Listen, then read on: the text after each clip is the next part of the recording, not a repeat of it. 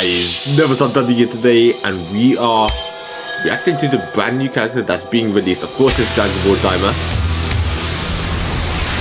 I think there's a specific unit. Wait, in the Demon Realm campaign, the Disciple about Majin Kuu as the 1% Sparking. Okay, but if this is the fight against Goma, that kind of changes things because that it can't be Super Saiyan mini Vegeta. Okay, what's the LF gonna be? Okay, it is. No, that's his adult form. Okay, so they twisted it a bit there. Interesting. Because if we haven't seen Super Saiyan Vegeta mini has just released in pretty much every other Dragon Ball game. So let's just twist it a bit, giving us the adult version. Yeah, he looks good. The one is him and the Majin Kuu look great. Oh yeah, final flash.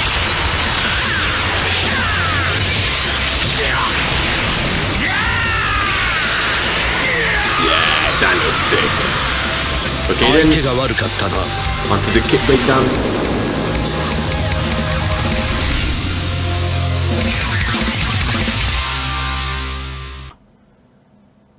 Okay then, so the latest information has finished. I wanted to see just in case they gave us anything different. They gave us the Zenkai for the band.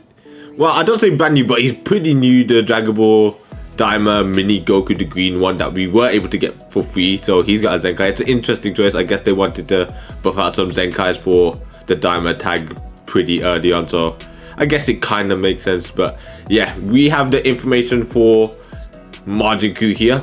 I will then be able to access the full kit of the Majin Vegeta, the Super Saiyan 3 Vegeta. So we'll check that on the actual website after this. So as we can see here, Majin Kuu is a yellow support type. Of course, his only tag is Daima. So of course, with the Z ability as well, he only buffs Daima. Yellow and blue because he has to buff some. Because I'm kind of surprised there was a yellow and green. I mean, we'll understand that why. We'll understand why that's the case later, but yeah, it's interesting. I guess it's not the worst. So yeah, yellow and blue he buffs with his tag alongside Daima. So if we go on to the next part, toy with enemies by inflicting abnormal conditions and sealing special and special move art. So a lot of sealing, like I'm pretty sure every character has just sealing of some kind lately, or just card cost increase. It's ridiculous. So strike arts 30% chance to inflict, paralyze on hit, blast arts 70% chance to inflict, bleed on hit. Bleed is alright. I would have liked heavy bleed, bare minimum, or extreme, but I guess it's alright. So unique ability, every time this character uses an arch card where the enemy is inflicted with an abnormal condition, plus 50% to damage inflicted for 2 timer counts, nullifies enemies cover change for 3 timer counts, seals enemies special and special move arts. So that's why I said at the beginning there, and it can't be used for 3 timer counts. So yeah, pretty annoying in that case, and you can get the cover null through that specific scenario, so not the worst in the world. Okay, restore the vanishing gorge by 100% up to 5 times with his special art. So his green card randomly draws 1 new card, restores vanish completely 5 times, applies attribute upgrade to the sub count by 3 to south for 20 timer counts, and it cannot be stacked. That would have been insane if it was stacked, because for 20 timer counts, if you do it a certain amount of times, would it just be so that you could just swap into it for 20 timer counts if you did like 4 times? It would have been pretty ridiculous. But yeah, that's very good, getting vanishing gorge 5 times with a green. If enemy health is 50% or above, he gets card draw speed for 10 timer counts and inflicts them with 2 additional sub counts. So yeah, his green card's seeming pretty insane if you get that off. Inflicts fate with special move and ultimate art. So when this character enters the battlefield, if there is a tag Daima other than this character as the battle member in the party, you most likely will run him on a Daima team anyway. Plus 50% to damage inflicted, plus 20% to chance to inflict feint on the special move, and plus 30% to inflict feint on the ultimate arts. Of course, both of those activate once. And the ultimate arts plus 50% to ultimate damage inflicted for 3 timer counts, and plus 30% to critical weight. So is there anything else? Yes, there is. So it gives allies a serious boost to damage inflicted. So that's his support coming in. So when battle starts, plus 30% to damage inflicted by allies, and plus 20% to damage inflicted by Daima. So yeah, you want to run him on a Daima team, they'll get 50% damage inflicted just by him existing with them. So that's fantastic. When this character is switched to standby, draw 1 new card when you have your fewer, restores ally health by 50% and ki by 30, and cancels attribute downgrades and abnormal conditions. Yeah, he's seeming like an insane unit by himself and a crazy support, especially for Daima characters. So I'm pretty sure that will be it. If it is, we'll move on to Vegeta. Yeah, okay then. Super Saiyan 3 Vegeta is here. He is alongside, of course, the 1% Sparking Majin Kuu. Okay, as I say, every time I do a kit breakdown, these are just like the overall summary of the character. So I like to just actually read what he does, but everything in white is basically what I'm going to read. So he's a green type. He has Vegeta Clan, Saiyan, Super Saiyan 3, Daima. He's from the Daima saga, of course. His Z ability, so he buffs Daima, Vegeta Clan, and Saiyan strike attack and blast defense, and plus 18% to tag Daima base strike defense during battle. So yeah, not a bad Z ability at all. Once again, trying to put that buff on Daima characters, which is very good. So his strike, its impact applies attribute upgrade minus 10% to enemy sustained damage cut effects to start for 10 timer counter upon activation. So that looks like it can stack, which is pretty ridiculous because anything to sustain damage cut is fantastic. So he has blast armor, of course, with that impact on the blast, so applies attribute upgrade minus 10% to enemy sustained damage cut effects for 10 timer counts. So yeah, in like the first 10 timer counts, if he do quite a lot, he can be doing some damage right there. Okay, then the special move deals massive impact damage. The following effects occur upon activation, plus 40% to special move damage inflicted for 3 timer counts. Inflicts enemy with attribute downgrade minus 100% to health restoration for 3 timer counts, and nullifies endurance when this character attacks for 3 timer counts if there are at least 2 enemy battle members remaining. So his blue card can nullify endurance as well, and I'm pretty sure the ultimate will do that. So he has quite a few ways to nullify special move depending on the scenarios you're in. It also has blast armor. Okay, green card, draw a strike art card next. Restores own health by 10% and ki by 40, plus 30% to damage inflicted for 15 timer counts. Applies buff effects, nullifies cover change for 5 timer counts, cancels sealed status of all own art card, and cancels sealed status of own rising ground. So I think this is the first unit ever who was able to like unseal cards that have been sealed. I don't think any other unit is able to do this, which is pretty darn ridiculous because some units, they cover change and they just seal your rush or seal the blue card, seal your strike, seal your blast, one thing or another, and you just can't do anything for a while. But with him, if you have the green card, you're able to continue, which is pretty insane. It's just really good how effective that could be, especially in this meta. Okay, onto the ultimate. So it deals supreme impact damage, applies the following effects to self upon activation, plus 40% to ultimate damage inflicted for 3 timer counts. Nullifies enemies endurance, for 3 timer counts, and additional plus 20% ultimate damage inflicted per Daima or Vegeta Clan battle member other than this character in the party for 3 timer counts, and blast armor. So that's pretty ridiculous because it's per Daima or Vegeta Clan. You most likely will run him on Daima, Vegeta Clan, or Saiyans, and most of the time one of them will be, of course, one of these tags, Daima or Vegeta Clan. Even if you're running it on the Saiyan team, you most likely will run it with Ultra Majin Vegeta, so that's another one. You most likely will use it with Super Trunks, that sort of thing. So that's a very strong combo right there. Vegeta Clan are getting a bit of help in that regard. Okay, randomly destroys 2 of your own cards and draws a special move, a special art and the ultimate arts card, Rapid Storm Cannon. So yeah, his main ability is pretty good. Restores own health by 25% and key by 30. Shortens allies substitution count by 3. Also reduces enemy vanishing goals to 0% if there are 2 defeated enemy battle members. So if you have your opponent to their last man standing, you pop this, use your green, use your ult, you win. So yeah, depending on when you use this, it'll be insane. You most likely want to use it when your opponent only has 1 unit left, so that's pretty good. It kind of limits it because you want to kind of get it like that, but to be honest, even without this, in some scenarios you could just combo into it and do it. So that's just like an additional, like, yeah, just power.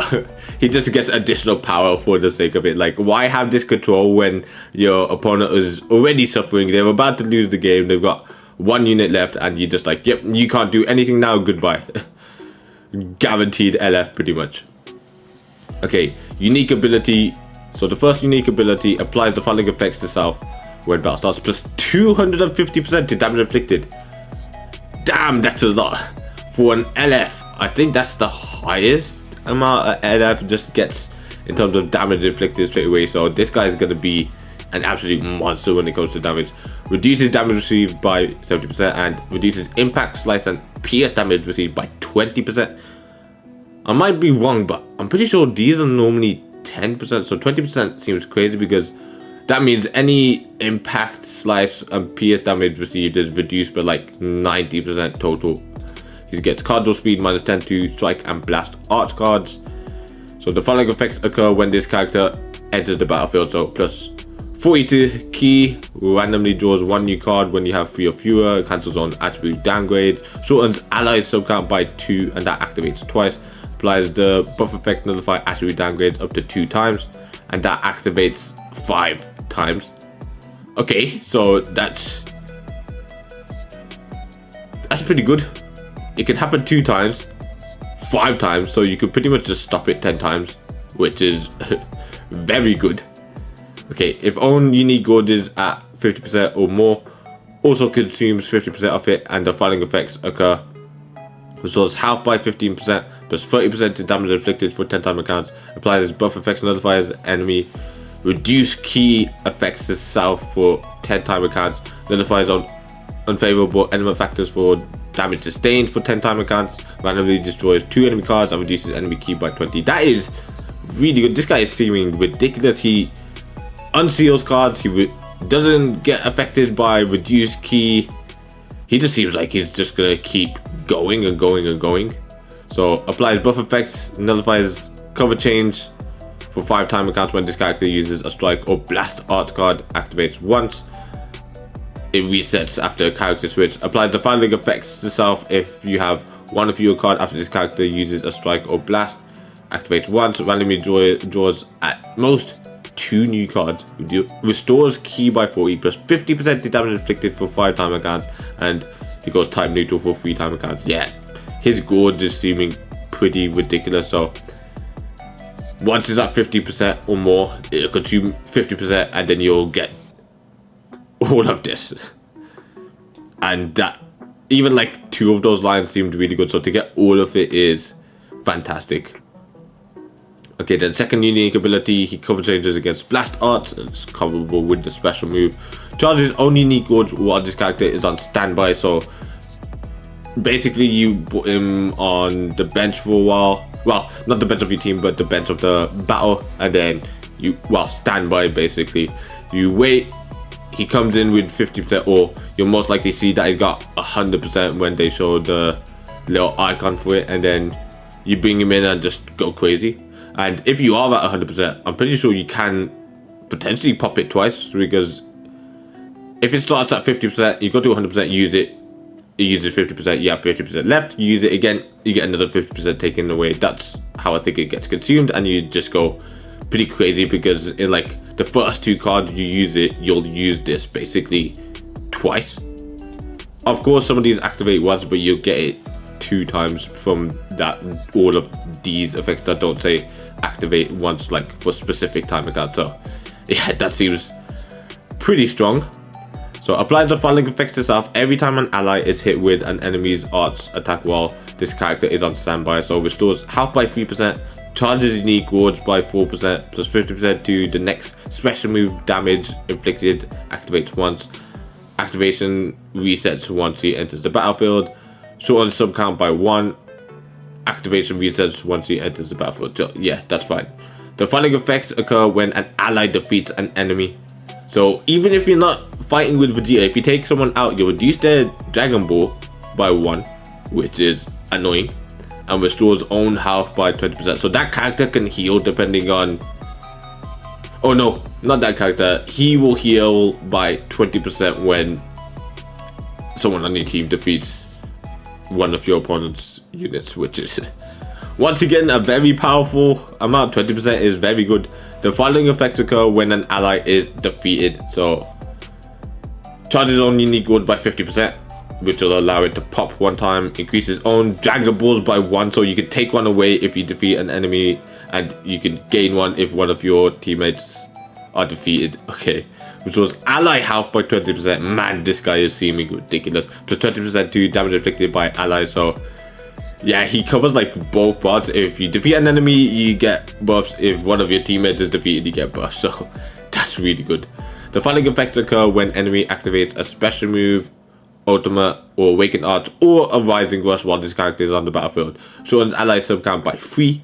Inflicts enemy with attribute downgrade minus 30% to special move, ultimate, and awakened arts power for 3 time accounts. So yeah, this guy is seeming like a beast. He seems like he's gonna come in, do a ton of damage, like very quick damage for like the first 10 time accounts, and then you'll want to basically kind of swap him out again, have him doing the buffs on the bench, filling his unique gourd once again. So yeah, paired with Majin Kuu, who gives that 50% damage inflicted buff for Daima characters, this guy is gonna be insane. He's gonna come in and just do so much damage your opponents don't even know what to do, and he's making it so that he's in a scenario where he doesn't have his key reduced, his cards can't be sealed, he will just keep on going and going and going, and he won't stop until the enemy team is dead. He seems like he looks like potentially the best LF in the game, and he is close to being the best unit in the game on paper. Like, Ultra Cell is ridiculous, so for him to overtake him, we're gonna have to see how he does it in game. But yeah, at the moment I'm saying top 3.